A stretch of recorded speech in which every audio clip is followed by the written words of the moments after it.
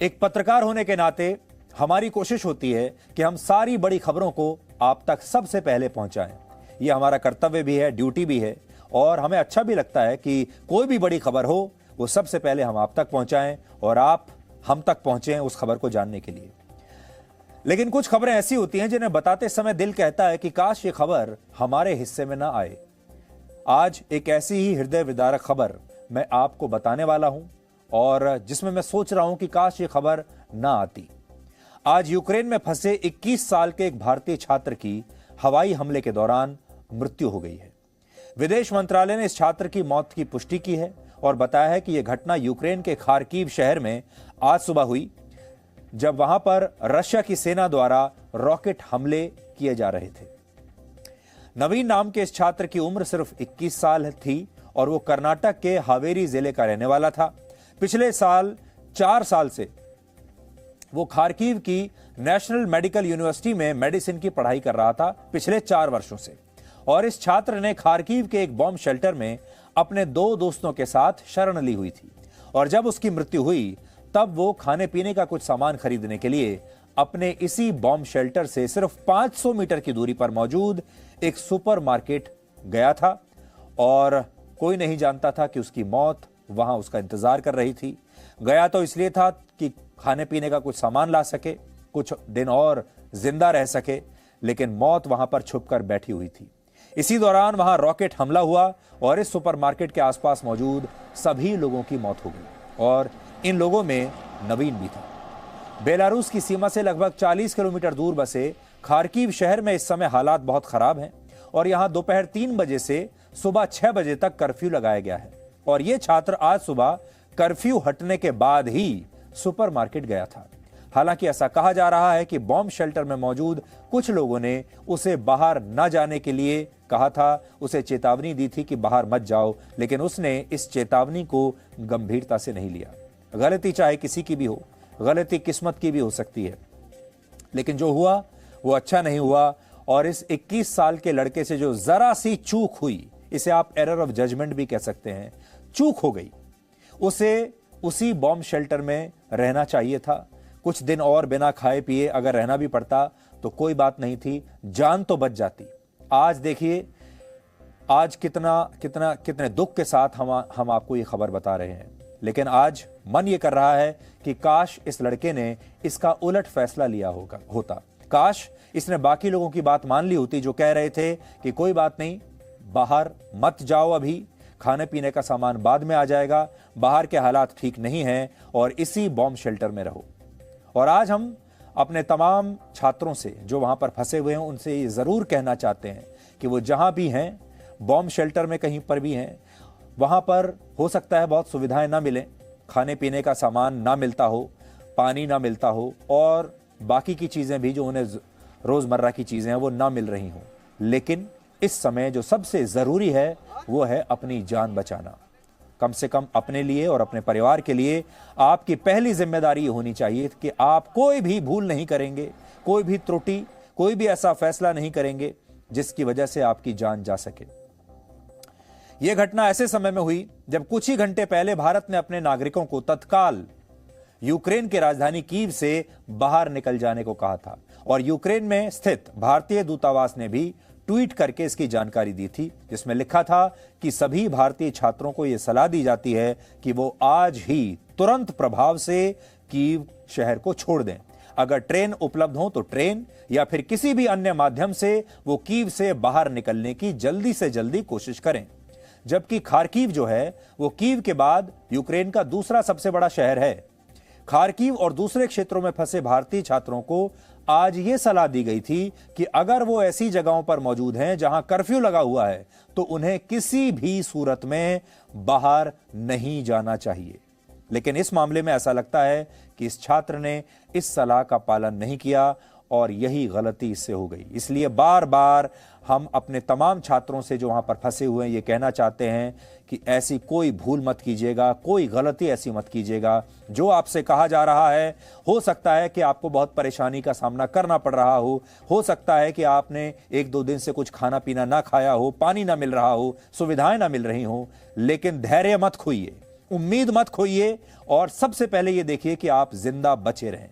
ये युद्ध का समय है और युद्ध के समय में सबसे जरूरी होता है अपनी जान बचाना।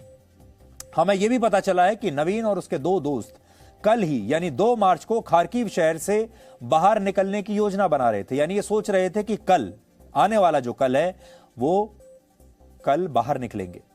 और इसकी जानकारी नवीन ने खुद अपने परिवार को दी थी, अपने पिता को दी थी। और उसने अपने पिता को अपने आखिरी वीडियो कॉल में यह बताया था कि वो खार्किव से सुरक्षित बाहर निकलने की कोशिश कर रहा है।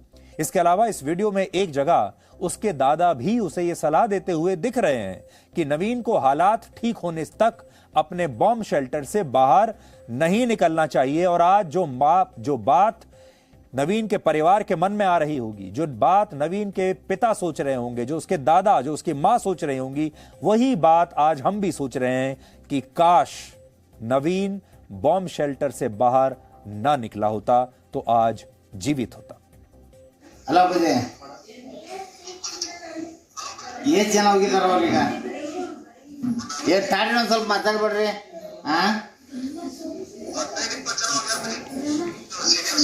ಸೀನಿಯರ್ಸ್ 15-20 ಜನ ಹೋಗಿದಾರ ನೀವು ಪ್ರಯತ್ನ ಮಾಡ್ರಿ ಪವಿ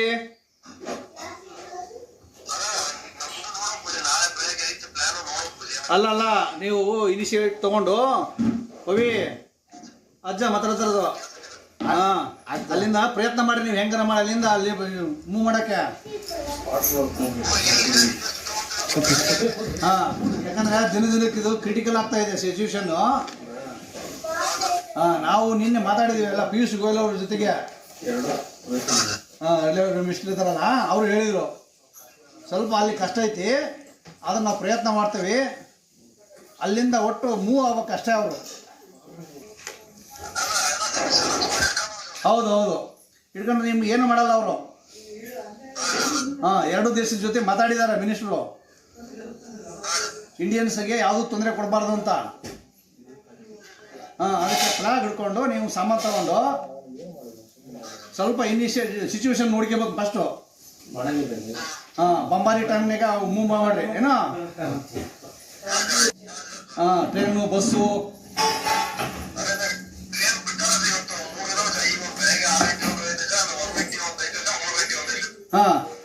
ಲೀವ್ ಕಡೆಗೆ ಆಮೇಲೆ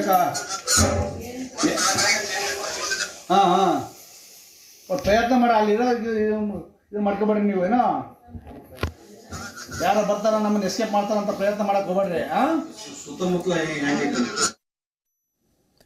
आज प्रधानमंत्री नरेंद्र मोदी ने भी नवीन के परिवार से बात की है और उन्हें भरोसा दिलाया कि भारत सरकार नवीन के शव को देश लाने का पूरा प्रयास कर रही है।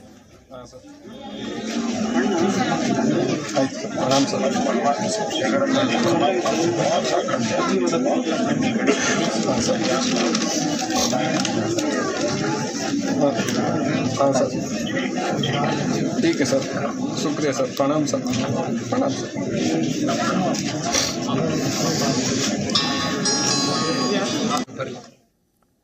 जब किसी देश में युद्ध होता है तो वहां फंसे दूसरे देशों के नागरिकों के लिए कई तरह के डूज एंड डोंट्स होते हैं, एसओपीज होते हैं, नियम होते हैं जिनका उन्हें पालन करना होता है। और कहीं भी कोई युद्ध होता है तो दूसरे देश के नागरिक ही क्या, जो भी उस देश के अपने जो नागरिक होते हैं उन्हें भी बताया जाता है कि उन्हें इस युद्ध के हालात में क्या करना है और क्या नहीं करना है। लेकिन यूक्रेन में फंसे कई भारतीय छात्र अभी भी इस एसओपी का पालन नहीं कर रहे हैं। इसलिए आज हम इन तमाम छात्रों की मदद करना चाहते हैं और उन तमाम छात्रों के परिवार से भी कहना चाहते हैं कि वो जब भी बात हो इन छात्रों से, अपने परिवार के बच्चों से, तो उन्हें यह बताइए कि इस समय मामले की गंभीरता को समझना बहुत जरूरी है, युद्ध को, उसकी गंभीरता को समझना बहुत जरूरी है।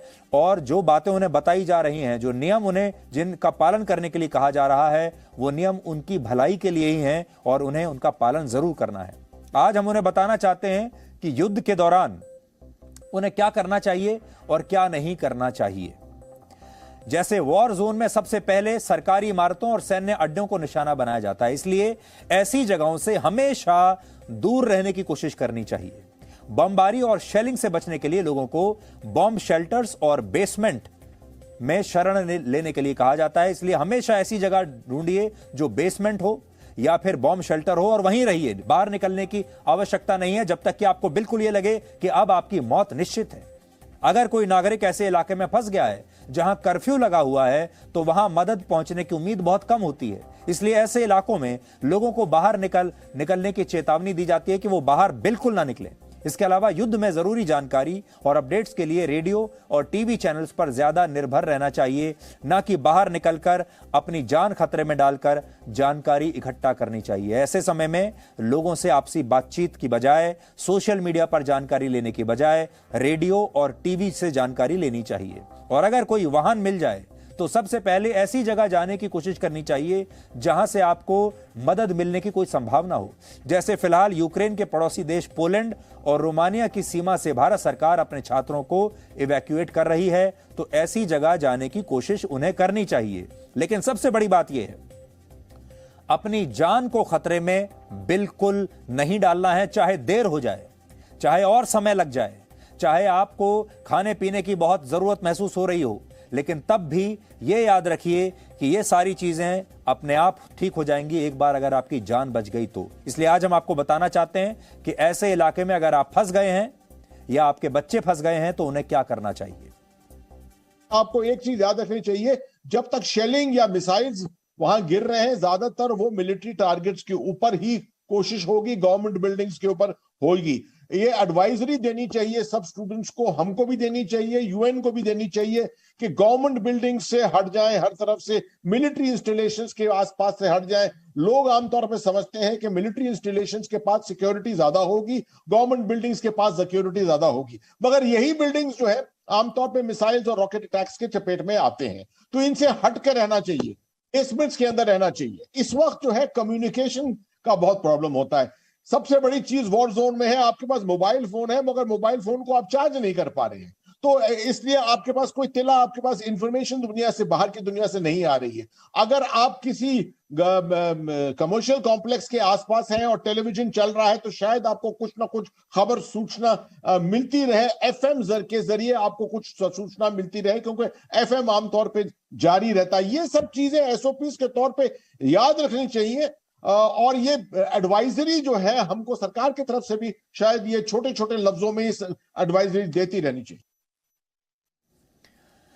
जिस तरह भारत सरकार यूक्रेन में फंसे अपने नागरिकों को सुरक्षित वापस अपने देश लाने का प्रयास कर रही है, उस तरह की कोशिशें अब तक किसी देश ने नहीं की है। हमेशा याद रखिए, हमारे देश में भी बहुत सारे लोग हैं, आपने सोशल मीडिया पर देखा होगा, जो अपनी ही सरकार को कोसने में लगे हुए हैं, जो अपनी ही सरकार का मनोबल तोड़ने में लगे हुए हैं और जो अपने ही लोगों का मनोबल तोड़ने में लगे हुए हैं। याद रखिए, ऐसी मुसीबत की घड़ी में मनोबल को ऊंचा रखना बहुत जरूरी होता है, उम्मीद बनाए रखना बहुत जरूरी होता है। उनके लिए बस जरूर पहुंचेगी, उनके लिए ट्रेन जरूर पहुंचेगी, उनके लिए हवाई जहाज वापस लाने के लिए जरूर पहुंचेगा।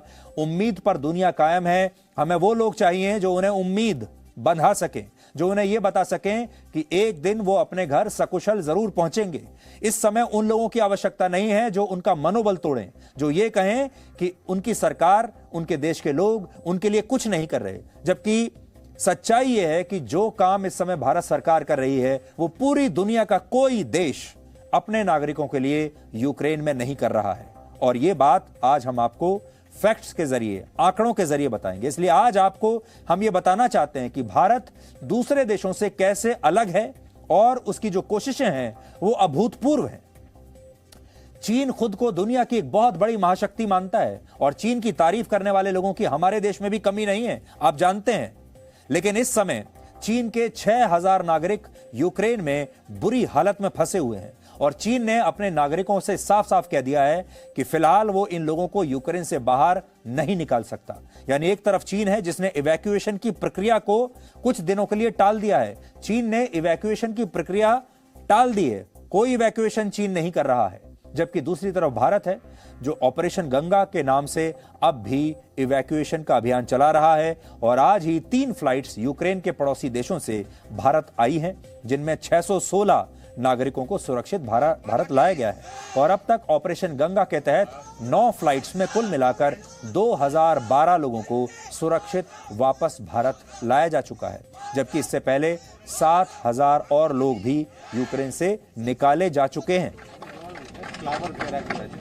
अमेरिका, अब अमेरिका को देखिए, हमारे देश में अमेरिका के भी फैंस बहुत हैं। हमारे देश में हमारे जो बहुत यूथ हैं, युवा हैं, उन्हें अमेरिका जाने का शौक है, अमेरिका में पढ़ने का, अमेरिका में नौकरी करने का शौक है। सबको वहाँ अमेरिका का वीज़ा चाहिए और सबको ग्रीन कार्ड चाहिए। अमेरिका खुद को दुनिया की सबसे बड़ी सुपर पावर बताता है और हॉलीवुड की फिल्मों में अमेरिका की छवि ऐसे ही दिखाई जाती है कि दुनिया में संकट कहीं पर भी हो, मदद के लिए अमेरिका की सेना कहीं भी पहुंच सकती है और पहुंचती भी है। लेकिन असल में सच जो है वो हॉलीवुड की फिल्मों के जैसा नहीं है। यूक्रेन में अमेरिका के 900 कर्मचारी इस समय फंसे हुए हैं, 900 नागरिक, जिन्हें अमेरिका चाहता तो एक दिन में इवैक्यूएट कर सकता था। हम भी लगभग इससे कहीं ज्यादा लोगों को एक दिन में वापस भारत ला रहे हैं, लेकिन अमेरिका चाहता 900 लोगों को लाना उनका एक दिन का काम था। लेकिन अमेरिका की तरफ से कह दिया गया कि वो युद्ध की वजह से यूक्रेन में फंसे अपने नागरिकों को सुरक्षित बाहर निकालने में इस समय असमर्थ है। इसके अलावा अमेरिका के जो नागरिक जोखिम उठाकर, वो भी उनसे कहा गया है कि जोखिम उठाना है, अपने रिस्क पर आप जो भी करें वो करिए। जोखिम उठाकर किसी तरह पोलैंड और रोमानिया की सीमा तक पहुंच भी रहे हैं, उन्हें भी अमेरिका की तरफ से कोई मदद नहीं दी गई है। बल्कि अमेरिका ने अपने नागरिकों से कहा है कि अगर वो पड़ोसी देशों की सीमाओं तक पहुंचते भी हैं तो इस दौरान उन्हें अपने साथ कम से कम 2 दिन का खाना और दूसरी जरूरी चीजें साथ रखनी होंगी, क्योंकि अमेरिका उनके लिए खाने पीने की व्यवस्था भी इस समय नहीं कर सकता। अमेरिका की तरह ब्रिटेन ने भी अपने नागरिकों से कहा है कि वो युद्ध की इन परिस्थितियों में ज्यादा मदद की उम्मीद न रखें। ब्रिटेन ने कीव से अपना दूतावास पश्चिमी यूक्रेन के एक और शहर लवीव में शिफ्ट कर दिया है, जो पोलैंड की सीमा से सिर्फ 70 किलोमीटर दूर है। ब्रिटेन अपने नागरिकों को यूक्रेन से बाहर निकालने के लिए कोई खास अभियान नहीं चला रहा है, बल्कि उसने भी अपने नागरिकों से कहा है कि वो ब्रिटेन से ज्यादा यूक्रेन की अथॉरिटीज के संपर्क में रहें और उनसे मदद लेने की कोशिश करें। वो कह रहे हैं हमसे मदद मत मांगिए, यूक्रेन के जो प्रशासन है उससे मदद लीजिए। जबकि भारत सरकार ने अपने एक नहीं 4 सीनियर कैबिनेट मंत्रियों को यूक्रेन के पड़ोसी देशों में भेज दिया है, ताकि ये मंत्री खुद वहां पर मौजूद रहकर भारतीय दूतावास और छात्रों के बीच संपर्क को स्थापित कर सकें और सभी भारतीयों को सुरक्षित भारत ला सकें। और इनमें ज्योतिरादित्य सिंधिया इस समय रोमानिया में हैं, किरेन रिजिजू स्लोवाकिया में हैं, जनरल वीके सिंह पोलैंड में हैं और हरदीप सिंह पुरी इस समय हंगरी में हैं। दुनिया का कोई ऐसा देश नहीं है जिसने अपने 4 कैबिनेट मंत्रियों को इस समय वॉर जोन के आसपास भेज दिया हो ताकि वो अपने देश के लोगों को सुरक्षित ला सकें। बाकी देशों की तरह जर्मनी ने भी कीव में अपना दूतावास फिलहाल बंद कर दिया है और अपने नागरिकों से कहा है कि उसका दूतावास उन्हें अभी यूक्रेन से बाहर निकलने में कोई मदद नहीं कर सकता। जर्मनी ने अपने नागरिकों को बॉम्ब शेल्टर्स में शरण लेने की सलाह दी है और कहा है कि जब भी स्थिति बेहतर होगी वो अपने लोगों की मदद करने की कोशिश करेगा। यानी ये सारे बड़े बड़े देश यूक्रेन में फंसे अपने नागरिकों को साफ कह चुके हैं कि वो उनकी कोई मदद नहीं कर पाएंगे, जबकि भारत इकलौता ऐसा देश है जो न सिर्फ छात्रों की मदद कर रहा है बल्कि उसके दूतावास छात्रों से लगातार संपर्क कर रहे हैं और एक हेल्पलाइन नंबर भी जारी किया गया है जिस पर छात्र चाहें तो संपर्क कर सकते हैं। इस समय हम आपको स्क्रीन पर दिखाते हैं, आप चाहें तो इन नंबरों को नोट कर सकते हैं। ये हेल्पलाइन नंबर है।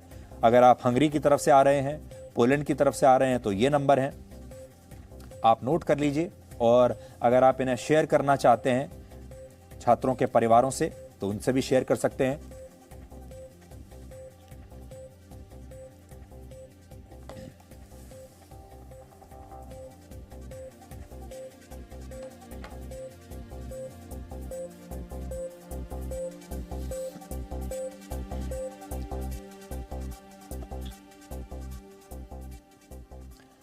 अब बड़ी बात यह है कि हमारे पास भी ऐसे बहुत सारे छात्रों के वीडियोस आ रहे हैं, आपके पास भी व्हाट्सएप पर आ रहे होंगे, सोशल मीडिया पर उन्हें वायरल किया जा रहा है। हमारे देश के कुछ विपक्षी नेता उन वीडियोस को इस्तेमाल भी कर रहे हैं राजनीति करने के लिए। बहुत सारे हमारे देश के पत्रकार भी हैं जो सरकार की आलोचना करने के लिए उन वीडियोज़ का इस्तेमाल कर रहे हैं, जिनमें ये छात्र किसी बॉम्ब शेल्टर में बैठे हुए हैं और ये रो रहे हैं, फंसे हुए हैं, ये कह रहे हैं हमारे पास खाने पीने का सामान नहीं है। फिर ये भी कहते हैं कि हम दूतावास में फ़ोन कर रहे हैं लेकिन कोई फ़ोन नहीं उठा रहा है। लेकिन बड़ी बात को समझिए, 18,000 छात्र हैं और दूतावास में फ़ोन कितने होंगे? अभी भी जो हमने आपको हेल्पलाइन नंबर दिए हैं उनकी संख्या भी मुश्किल से 10 होगी। 10 फोन नंबर और 18,000 छात्र अगर एक साथ फोन करने लगेंगे तो कैसे सबसे बात हो पाएगी। और बहुत सारे छात्र शिकायत कर रहे हैं कि खाने पीने का सामान नहीं मिल रहा है, उन्हें बॉर्डर पर जाने के लिए यातायात के साधन नहीं मिल रहे हैं, उनके पास पैसे नहीं हैं, और भी कई तरह की शिकायतें हैं। लेकिन यहां पर हम ये कहना चाहते हैं कि यूक्रेन में इस समय युद्ध चल रहा है और युद्ध में यूक्रेन के अपने लोग फंसे हुए हैं। यूक्रेन की सरकार संघर्ष कर रही है, प्रशासन संघर्ष कर रहा है। ऐसे में सुख सुविधाओं की उम्मीद करना इस समय जायज नहीं होगा। और युद्ध का समय ही ऐसा होता है जब लोगों को खाने पीने की समस्या होती है, रोजमर्रा की चीजें नहीं मिलती हैं। इस समय जो आपके सबसे ज्यादा काम आएगा वो है आपका धैर्य। आपके जो सबसे ज्यादा काम आएगा वो है आपकी पॉजिटिविटी, अपना मनोबल बनाए रखना। और भारत सरकार बार बार कह चुकी है जब तक कि वहां पर एक भी छात्र फंसा हुआ है तब तक यह ऑपरेशन गंगा जारी रहेगा। इसलिए आखिरी छात्र तक यह ऑपरेशन गंगा का पहुंचेगा। हो सकता है 18,500 लोगों को एक साथ नहीं लाया जा सकता, इसमें समय लगेगा। इसलिए आपको भी लाइन में लगना होगा, अपनी बारी का इंतजार करना होगा, इस उम्मीद के साथ कि आपका नंबर जरूर आएगा, आज नहीं तो 2 दिन के बाद, नहीं तो 3 दिन के बाद। 18,000 लोगों को लाने में आखिरकार महीनों तो नहीं लगेंगे। इसलिए धैर्य रखिए और अपने दोस्तों की, अपने साथियों की मदद कीजिए। उनके अंदर उनका मनोबल तोड़िए मत, उनके मनोबल को और ऊंचा रखिए और उनमें उम्मीद कायम रखिए कि एक दिन वो जरूर घर पहुंचेंगे। यूक्रेन में फंसे भारत के ज्यादातर छात्र वहां पर मेडिकल की पढ़ाई कर रहे हैं। इसलिए आपके मन में आज यह सवाल भी होगा कि यूक्रेन में ऐसा क्या है कि वहां 18,000 बच्चे, भारतीय छात्र मेडिकल की पढ़ाई करने के लिए जाते हैं। तो आज वो भी आपको बताते हैं कि यूक्रेन में ऐसा क्या है जो भारत में नहीं। असल में भारत में मेडिकल की पढ़ाई करना बहुत मुश्किल भी है और महंगा भी। हमारे देश में मेडिकल कॉलेजों में दाखिले के लिए छात्रों को नीट की परीक्षा देनी होती है और हर साल औसतन 15 लाख छात्र नीट की परीक्षा देते हैं, जिनमें से लगभग 7.5 लाख छात्र ही पास हो पाते हैं। यानी पास परसेंटेज जो है वो 50% के आसपास होता है। इससे आप समझ सकते हैं कि हर साल 7.5 लाख छात्र नीट की परीक्षा में फेल हो जाते हैं और उन्हें मेडिकल कॉलेजों में एडमिशन नहीं मिल पाता। लेकिन फेल होने के बावजूद भी ये सभी छात्र डॉक्टर बनना चाहते हैं और कोई बुरी बात नहीं है। हो सकता है आप नीट ना क्लियर कर पाए हों, मुश्किल इम्तिहान है, लेकिन तब भी आपके मन में इच्छा है, आपका परिवार आपको डॉक्टर ही बनाना चाहता है, तो आपको अपना सपना पूरा करने का पूरा अधिकार है।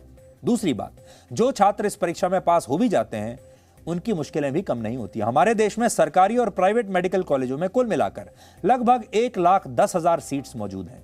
यानी नीट की परीक्षा में पास तो 7 लाख छात्र होते हैं, लेकिन दाखिला 1,10,000 बच्चों को ही मिलता है और इस तरह लगभग 14 लाख छात्र मेडिकल कॉलेजों में दाखिला ही नहीं ले पाते।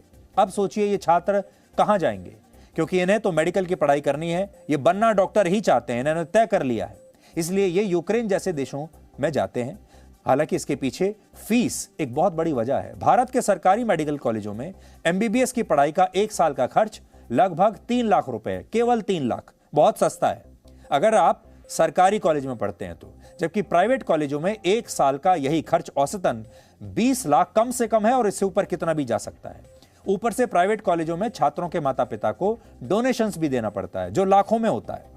कुल मिलाकर देखें तो भारत के प्राइवेट मेडिकल कॉलेजों में एमबीबीएस की 5 साल की पढ़ाई का खर्च करोड़ों में चला जाता है। 1 करोड़ तो कम से कम है और 1 करोड़ के ऊपर भी कहीं तक जा सकता है। जबकि यूक्रेन में यही खर्च सिर्फ 35 लाख रुपए है। इसका मतलब यह है कि भारत में मेडिकल की पढ़ाई करना मुश्किल तो है ही, महंगा भी है। जबकि यूक्रेन में हमारे देश के छात्र कम खर्च में एमबीबीएस और दूसरी पढ़ाई पूरी कर सकते हैं और पढ़ाई पूरी करने के बाद उनके लिए भारत आकर प्रैक्टिस करना भी कोई ज्यादा मुश्किल नहीं होता। इसके लिए उन्हें एक परीक्षा देनी होती है जिसे फॉरेन मेडिकल ग्रेजुएट्स एग्जामिनेशन यानी FMGE कहते हैं। इस परीक्षा को पास करने के बाद यूक्रेन में पढ़ने वाले भारतीय छात्र, वहां से डिग्री लेने वाले भारतीय डॉक्टर भारत में आसानी से प्रैक्टिस कर पाते हैं।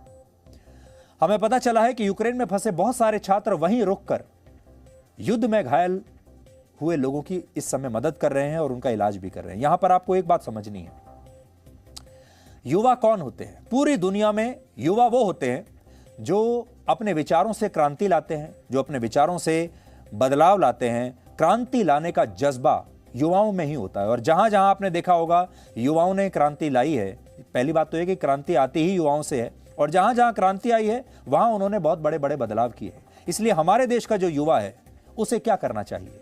उसका कर्तव्य क्या है। अगर वो डॉक्टरी की पढ़ाई कर रहा है खास तौर पर, तो ऐसे में मानवता के प्रति उसका क्या कर्तव्य होना चाहिए। ये युवा डॉक्टर है और डॉक्टर को ये बताया जाता है कि मानवता की सेवा करना उसका सबसे बड़ा धर्म है। और भारत के इस समय बहुत सारे छात्र, आज हम उनकी तारीफ करना चाहते हैं। भारत के बहुत सारे मेडिकल छात्र जो अभी डॉक्टर बने नहीं हैं, सिर्फ पढ़ाई कर रहे हैं डॉक्टरी की, वो यूक्रेन में रुककर वहां के घायलों का इलाज कर रहे हैं। और वो ये कह रहे हैं कि ये हमारी ड्यूटी है, ये हमारा कर्तव्य है कि हम यूक्रेन में जो घायल हो गए हैं लोग, उनका इलाज करें। इसलिए हमें लगता है कि युद्ध की इस घड़ी में आपको उम्मीद और हिम्मत बिल्कुल नहीं छोड़नी चाहिए। और हमारे देश का जो युवा है, हो सकता है आज बहुत सारे युवा ऐसे भी हैं जो तुरंत अपने अपने परिवारों के पास आना चाहते हैं, जो तुरंत अपने घर लौटना चाहते हैं, चाहे कुछ भी हो जाए। वो परेशान हैं क्योंकि उन्होंने खाने पीने के लिए उन्हें कुछ मिल नहीं रहा है। वो परेशान हैं कि उन्हें बहुत दूर लंबा कई कई किलोमीटर तक पैदल चलना पड़ रहा है। वो परेशान है कि ठंड बहुत है। लेकिन कुछ युवा ऐसे भी हैं हमारे ही देश के, जो ये कह रहे हैं कि वो वहीं रुकेंगे और वो घायलों की मदद करेंगे, घायलों का इलाज करेंगे। एक और छात्र के बारे में अभी हमने पढ़ा जो कि भारतीय छात्र है और उसका एक पेट डॉग है उसके साथ। वो ये कह रहा है कि वो अपने पेट डॉग को छोड़कर भारत नहीं आएगा क्योंकि उस पेट डॉग को यहां लाने की परमिशन नहीं मिल रही है और उसका कोई प्रावधान अभी हो नहीं रहा है। तो उस छात्र ने कहा है कि वो अब वहीं रुका रहेगा और अपने डॉग को छोड़कर किसी भी कीमत पर नहीं आएगा। उसे ऐसा लग रहा है कि इस युद्ध के मैदान में, इस युद्ध के दौरान उसके डॉग का ख्याल कौन रखेगा, इसलिए वो वहां खुद रुक गया। ऐसी एक और छात्रा है भारत की, वो ये कह रही है कि वो भी भारत नहीं लौटेगी। वो इसलिए भारत नहीं लौटना चाहती क्योंकि जिनके घर पर वो किराए पर रहती है, जहां पर जिस परिवार में, उस परिवार में इस समय उसे लगता है कि उसकी सेवाओं की जरूरत है। वो परिवार युद्ध की वजह से काफी इस समय परेशान चल रहा है और उस परिवार में उसका कोई देखभाल करने वाला नहीं है। इसलिए हमारे देश की वो बच्ची अब भारत नहीं लौटना चाहती और वो कह रही है कि वो अभी उसी परिवार के साथ रहेगी और ऐसे परिवारों की सेवा करेगी। ये भी युवाओं का एक जज्बा है। अब आप सोचिए, दोनों तरह के युवाओं में अंतर करना भी सीखिए आप।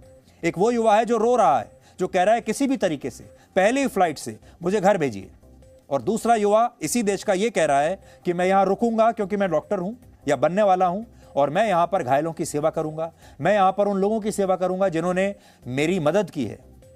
तो ये दो तरह के युवा हैं जो आज आपके सामने हैं। Presenting B News app available on Google Play and App Store. Download it now.